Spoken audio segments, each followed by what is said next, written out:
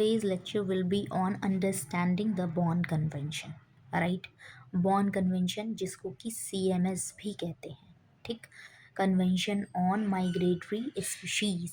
इसमें हम क्या करेंगे, माइग्रेटरी स्पीशीज़ का नाम आया है तो माइग्रेटरी स्पीशीज़ को प्रोटेक्ट करेंगे। अब माइग्रेटरी स्पीशीज़ कौन होती हैं? माइग्रेट करना मतलब क्या होता है कि हम अपनी बाउंड्री से दूसरी बाउंड्री में एंटर करेंगे, अपनी बाउंड्री को छोड़ेंगे और दूसरी बाउंड्री में एंटर करेंगे। सपोज एक देश से दूसरे देश में जाएंगे बाउंड्री क्रॉस करके, ठीक।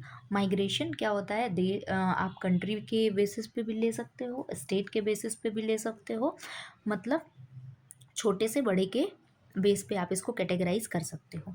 इसको बॉर्न कन्वेंशन क्यों कहते हैं? क्योंकि ये जर्मनी के बॉर्न में साइन हुई है। जर्मनी में एक जगह है बॉर्न और वहाँ पर ये साइन हुई है, इसलिए इसको बॉर्न कन्वेंशन भी कहते हैं, right. And now we will move to the next, that is introduction, ठीक। इंट्रोडक्शन में क्या है हमारे पास कि it has been establish in 1979 but enforced in 1983। 1983 में क्या है, ये इन्फोर्स्ड हुआ है। देखा होगा, सुना होगा एक्चुअली कि हमारा कॉन्स्टिट्यूशन 1949 में बना, बट ये कब हुआ है, इन्फोर्स्ड कब हुआ है, 1950 में, 26 जनवरी ऑफ 1950 में। तो इसी तरीके से ये इस्टेब्लिश तो पहले हो गया बट इन्फोर्स्ड बाद में हुआ है। इसका एम क्या है कि आपको कंजर्व करना है सारी माइग्रेटरी स्पीशीज़ को, वो भी ग्लोबली। ऑब्वियसली आप इसको अपने लेवल पे तो नहीं कर सकते क्योंकि ये माइग्रेटरी स्पीशीज़ है। से फॉर एग्ज़ाम्पल कि आपके पास एक स्पीशीज़ है, वो 1 2 3 तीनों कंट्री में जा रही है। अब बताओ, तीनों की रिस्पॉन्सिबिलिटी बनती है कि इस स्पीशीज़ को वो प्रोटेक्ट करे, और इसी बहाने ये तीनों आ रहे हैं और क्या कर रहे हैं, इस बारे में चर्चा कर रहे हैं, इसी बहाने ये मिल पा रहे हैं।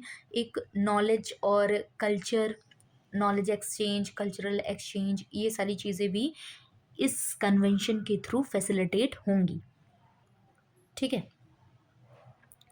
तो move now we have known formally as the Convention on Conservation of Migratory Species। ये इसका फुल फॉर्म है, मैं पहले ही बता चुकी हैं। It facilitates international cooperation for their protection. देख रहे हैं कि यहाँ पर क्या हो रहा है, ये इंटरनेशनल कोऑपरेशन को बढ़ावा दे रहा है।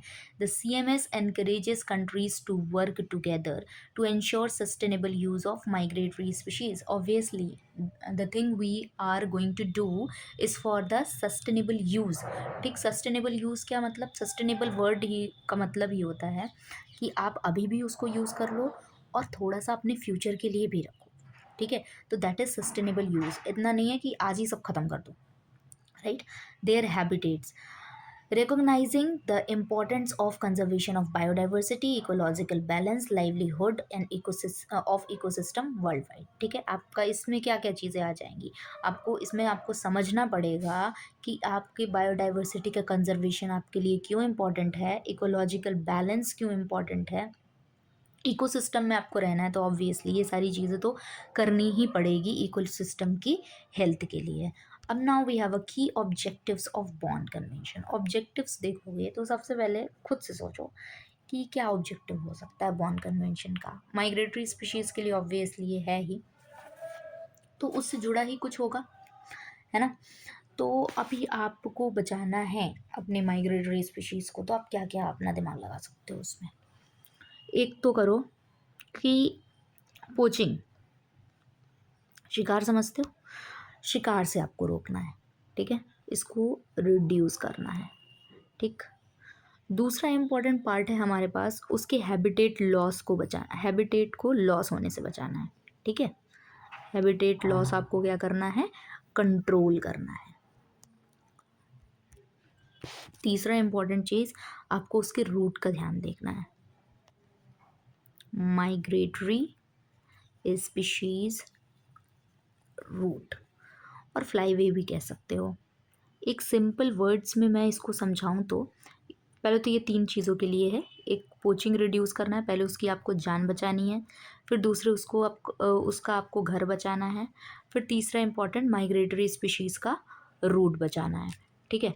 अब एक सिंपल वर्ड में देखते हैं इसको। यस।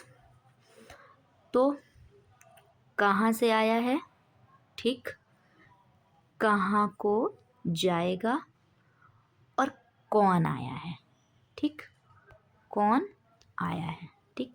कोई स्पीशीज़ आई होगी तो आपको उसको प्रोटेक्ट करना है, ठीक। और कहाँ से आया है उसके रूट को प्रोटेक्ट करना है, कहाँ को जाएगा उसके हैबिटेट को प्रोटेक्ट करना है, ठीक है। अभी 3 इम्पॉर्टेंट जो ऑब्जेक्टिव हैं वो आपको लर्न हो चुके हैं कि इसमें क्या क्या चीज़ें आएंगी, तीनों पूछे जाते हैं एक्चुअली। तो स्पीशीज़ का भी आपको प्रोटेक्शन करना है, रूट का भी और हैबिटेट का भी, राइट। और इसी ऑब्जेक्टिव को फुलफ़िल करने के लिए इन्होंने क्या किया है, कैटेगराइजेशन किया है। कैसे किया है, इन्होंने 2 एपेंडाइसेस बनाए हैं, ठीक है, 2 एपेंडाइसेस बनाए हैं, ठीक है। 2 देखना है आपको। एक पहला है जिसमें कि आपके क्या है, देखो पहला हम वही लिस्ट बनाते हैं, अभी हमने उसमें भी देखा था, साइट्स कंजर्वेशन में भी देखा था कि पहले वाले जो होते हैं जो एक्सट्रीमली, जो बस क्या है कि ख़त्म हो जाएंगे, जल्द ही ख़त्म हो जाएंगे, उनको हम रखते हैं। तो जिनके एक्सटिंक्शन का खतरा बहुत टॉप पे होता है उनको रखते हैं हम,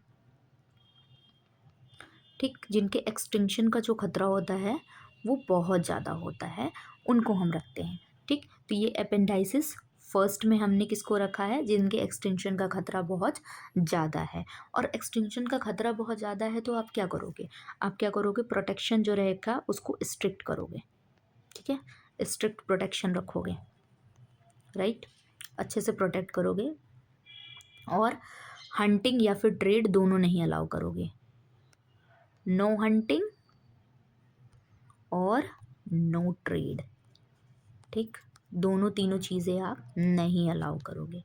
अगर मैं एग्जाम्पल लूँ अपेंडाइसिस 1 का, तो इट विल इंक्लूड जैसे कि साइबेरियन क्रेन हो गई, हॉस्क बिल टर्टल हो गया, ब्लू व्हेल हो गई, या फिर ले लो कि ये ग्रेट इंडियन बस्टर्ड जो है ना, राजस्थान का, एशियाटिक एलिफेंट हो गया।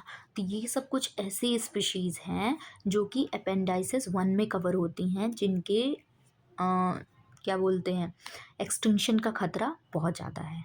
तो इनको आपको ध्यान देने की बहुत ज़्यादा ज़रूरत है। अब दूसरे वाले को देखो, दूसरे वाले में क्या है, अपेंडाइसिस 2 जो रहेगा इसमें क्या होगा, इसमें वैसी स्पीशीज़ कवर होंगी जो कि उतनी ज़्यादा एंडेंजर्ड नहीं है जितनी कि फर्स्ट वाली, ठीक। इनको बस एक आपको इंटरनेशनल, सॉरी, इनको क्या ज़रूरत है, इंटरनेशनल कोऑपरेशन की ज़रूरत है, ठीक है, कि सब लोग मिलके इनको प्रोटेक्ट करने के लिए, कोऑपरेशन, राइट, इनको प्रोटेक्ट करने के लिए कुछ स्टेप्स ले लेंगे तो काम बन जाएगा, ठीक है, ये बच सकते हैं। तो इसमें एग्जाम्पल्स क्या हमारे इंक्लूड होंगे, डॉल्फिन, शार्क और स्नो लेपर्ड, राइट। अब now we will move to the next slide. अच्छा, बिफोर मूविंग फर्दर एक और इम्पॉर्टेंट चीज़ है यहाँ पर, ठीक है, ये भी ध्यान रखना है थोड़ा सा, क्योंकि कभी कभी आ जाता है कि इसमें क्या होती है, इसकी कुछ डॉटर अग्रीमेंट्स भी होती हैं, ठीक है, तो इसकी उसकी नहीं, क्या बोलते हैं, जो आपका अपेंडाइसिस 2 है उसके कुछ डॉटर अग्रीमेंट भी हैं। डॉटर अग्रीमेंट इसलिए हैं क्योंकि यहाँ पर क्या है, कुछ स्पीशीज़ ऐसी हैं जिनको आप तुरंत नहीं प्रोटेक्ट कर सकते, तुरंत एक्सटिंक्ट नहीं होने वाली हैं एक्चुअली, तो इसमें टाइम है। तो आप क्या क्या चीज़ें कर सकते हो, उसके लिए क्या है आपके पास, डॉटर अग्रीमेंट है, राइट। यहाँ पर है MOUs, एक ये है, दूसरा है आपके पास ट्रीटीज़ या फिर एग्रीमेंट। एक MOUs है, एक ट्रीटीज़ है। अब इसको कैसे देखेंगे हम, एक minute, now it is clear कि MOU का मतलब क्या होता है। जो MOU है ये होता है मेमोरेंडम ऑफ अंडरस्टैंडिंग, ठीक, क्या होता है, मेमोरेंडम ऑफ अंडरस्टैंडिंग। यहाँ पर एक शार्क को लेकर हुई है, मेमोरेंडम ऑफ अंडरस्टैंडिंग साइन हुई है और रैप्टर्स को लेकर हुई है, बर्ड्स को लेकर हुई है, ठीक है। और ट्रिटीज़ में क्या है, ट्रिटीज़ में एक बहुत इंपॉर्टेंट ट्रिटी है, that is AEW, Asian European water birds. तो मैं यहाँ लिख देती हूँ कि ये क्या है, memorandum of understanding, understanding, right. तो ये इसका फुल फॉर्म होता है। और अभी कौन सी साइन हुई है, शार्क MOU, शार्क MOU इसके अंदर साइन हुई है, और इसलिए ये इंपॉर्टेंट है कौन से MOU चल रहे हैं, ठीक। और दूसरा हमारे पास क्या है, ट्रीटीज़ में, ट्रीटी में आपके पास है,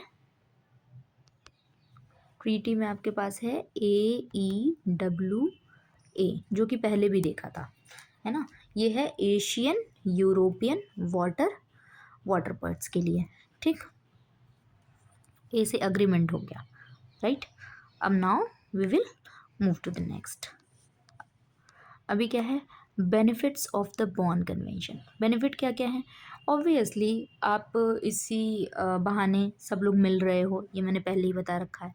और साथ में आप इकोलॉजी का प्रिजर्वेशन भी कर रहे हो, आप अपने क्या कर रहे हो, एनवायरनमेंट को भी प्रोटेक्ट कर रहे हो और अपने रिलेशन को भी थोड़ा सा स्ट्रेंथन कर रहे हो। इनका एरिया और फोकस मैंने पहले ही बता दिया है कि क्या क्या है। पहले तो स्पीशीज़ को प्रोटेक्ट करेंगे, ठीक है, रूट को, उसके हैबिटेट को, और उसको उसको यानी कि स्पीशीज़ को, ठीक है।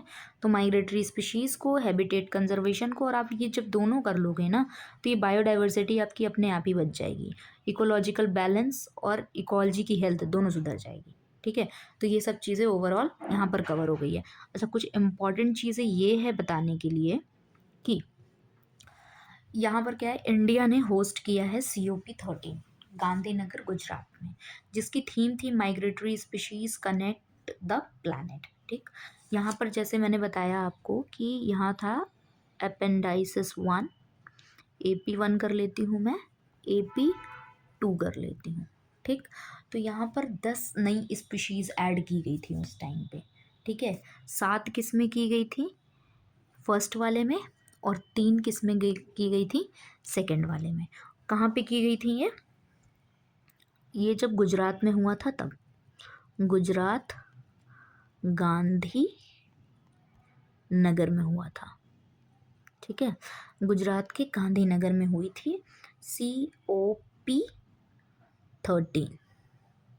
इसमें थोड़ा सा ये भी ध्यान रखोगे कि इसकी जो COP मीटिंग है वो 3 साल पे होती है, ठीक है, वो हर साल नहीं होती, ये एनुअल मीटिंग नहीं होती COP की, ठीक है। तो यहाँ पर जो COP जो होती है वो एवरी 3rd ईयर, ठीक, हर 3 साल पर होती है। और इसको ध्यान रखना है, क्यों होती है हर 3 साल पर, क्योंकि ये जो माइग्रेटरी स्पीशीज़ कंजर्वेशन है it needs long term monitoring, ठीक। यहाँ पर क्या होता है, ये क्या करती हैं, पूरे कॉन्टिनेंट्स के अक्रॉस ट्रेवल करती हैं, तो इनका जो कंजर्वेशन स्टेटस होता है वो बिल्कुल ऐसे क्विकली नहीं चेंज होता, इनको टाइम लगता है, ठीक है। तो इनको टाइम लगता है, इसलिए इनकी मीटिंग को भी टाइम लगता है, ऐसे करके ध्यान रखोगे, ठीक है। आपके यहाँ पे कब हुई है COP आपके यहाँ पे 13 हुई है, कौन सी, COP13 हुई है, और हुई कब है, 2020 में, ठीक। इसको ध्यान रखेंगे। और गुजरात गांधीनगर में हुई है, वहाँ पर आपने 10 नई स्पीशीज़ को इंट्रोड्यूस किया है CMS में, जिसमें कि 7 किस्में हैं फर्स्ट वाले में हैं, और 3 किस्में हैं सेकंड वाले में हैं, ठीक है। चलो, तो that's all from my side, thank you.